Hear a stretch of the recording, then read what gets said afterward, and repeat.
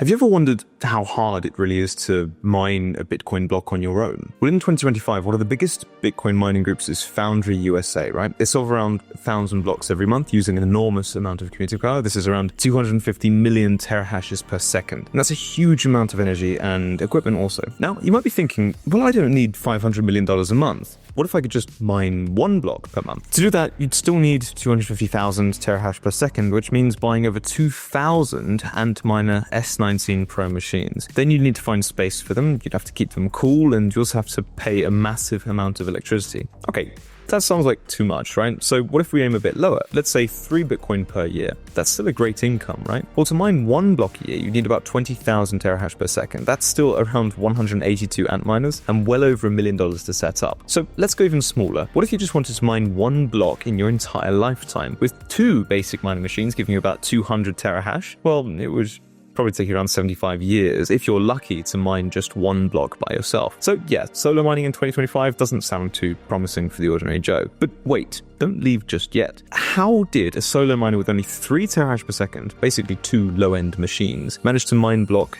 853,000 last year? How is that even possible? It should have taken him 3,500 years, right? Well, my name is Bradley and you're watching the Symbiosis YouTube channel. Let's explore the strange and surprising world of solo Bitcoin mining. Also, at the end, I'll share with you my business idea.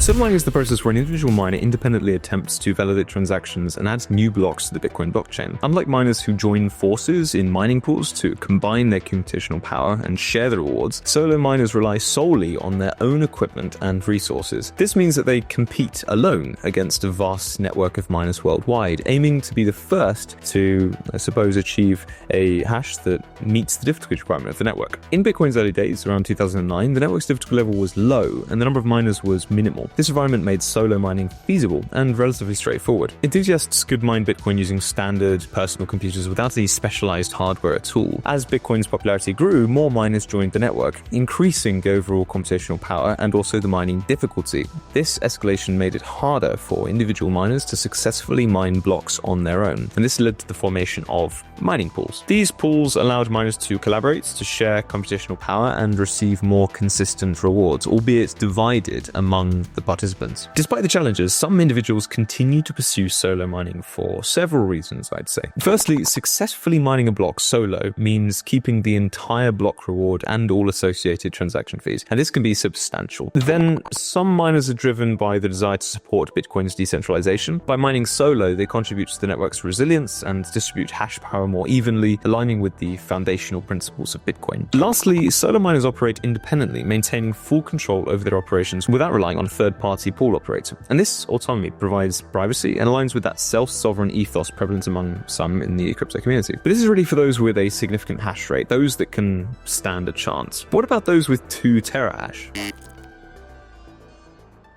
So back to our 2 terahash miner. In July of 2024, a solo Bitcoin miner with a modest hash rate of 3 terahashes per second achieved the remarkable feat of mining block 853,742, earning a reward of approximately 3.192 Bitcoin, valued around $200,000 at the time. This happened through Solo CK Pool, a mining pool built specifically for solo miners, and it marked the 290th solo block relayed by the pool. Now, the odds of that miner solving a block were about 1 in 1.2 million per day, or once every 3,500 years on average. That's more unlikely than winning an Olympic medal, or being struck by lightning, or being dealt a royal flush in poker, or even rolling 20 tails in a row. It's also more likely than experiencing a miracle, according to Littlewood's law. With the information available, it's likely that the miner was using a small solo miner, right? The Bitaxe Hex is the most likely culprit, and it's one of my favorite lottery miners, but it does come with a hefty price around $600. It runs at around 3 terahashes per second, uses real Antminer chips, and is fully open source. It's efficient, compact, and purpose-built for solo mining. But there is a Bitcoin merch version of it that looks way cooler,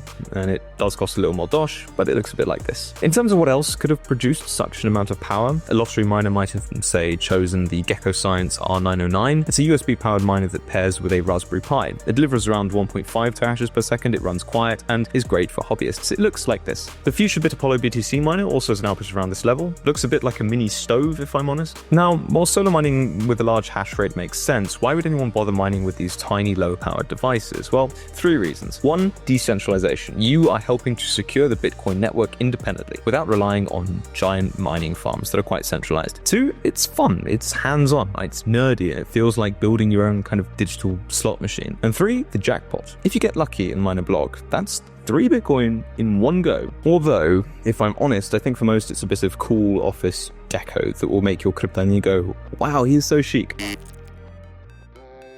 But let's say you don't want 3 terahashes, right? You want to mine Bitcoin the hard way, the human way. Let me introduce you to the concept of the slowest Bitcoin miner on the planet. A machine so slow, so inefficient that it makes solar mining look like high-frequency trading. Of course, I'd like to patent this, but my advisor suggests that the idea isn't profitable enough to warrant one. So here's how it works. Every time you press the button, your tiny machine builds a valid Bitcoin block header, real data, submits it to the SHA-256 algorithm twice, and sends that hash to a mining pool like Solo CK Pool. If that hash meets the current difficulty target, boom, you've mined a block. 3.125 Bitcoin, real BTC, instantly yours. More likely, you press the button 10,000 times and get absolutely nothing. But that's the beauty of it. You're participating in the real process manually, as in like a real man. As mathematically hilarious as this may be, it's possible to mine the block this way. Now, first up, the hardware you're going to need is a Raspberry Pi. Fanless, silent, super low power, perfect for this. Then a big satisfying red button wired to one of the GPIO pins. You want a small display too, OLED or LCD, something to show your hash results and whether your share was accepted. And of course, you'll need a stable internet connection, which,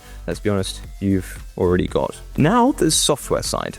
You'll be running something lightweight. A Linux-based OS like Raspberry Pi OS works great. And on top of that, you'll need a mining client. You could go with something like CK Pool client, right? Or write your own script. Either way, it has to do 5 things. It has to pull block templates from Solo CK Pool, build a valid header, allow manual nonce changes, hash the header twice using SHA-256, right? And then submit valid shares if one ever hits. Also, you'll definitely want to wire up this LED, right? Once that flashes green when a share is accepted and red when it's not, which, let's be honest, is going to be a lot. Then comes the moment of truth, connection. You plug in your Bitcoin address, no username, no password, and connects directly to Solo CK Pool. From there, your device pulls the latest block header template. Then it waits. And you press the button. Each time you press, the miner increments the nonce by 1, rebuilds the block header, hashes it twice, and submits the result. The screen flashes the result, the hash, the current difficulty, and whether your tiny little attempt was accepted or not. And then you do it again.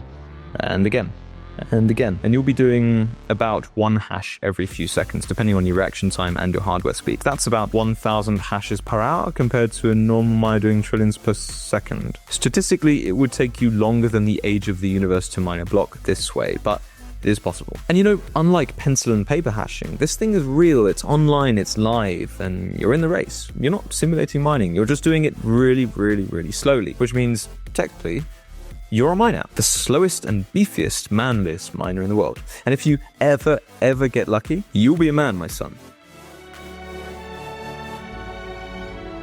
My name is Bradley, this has been Symbiosis, and I'll see you next time.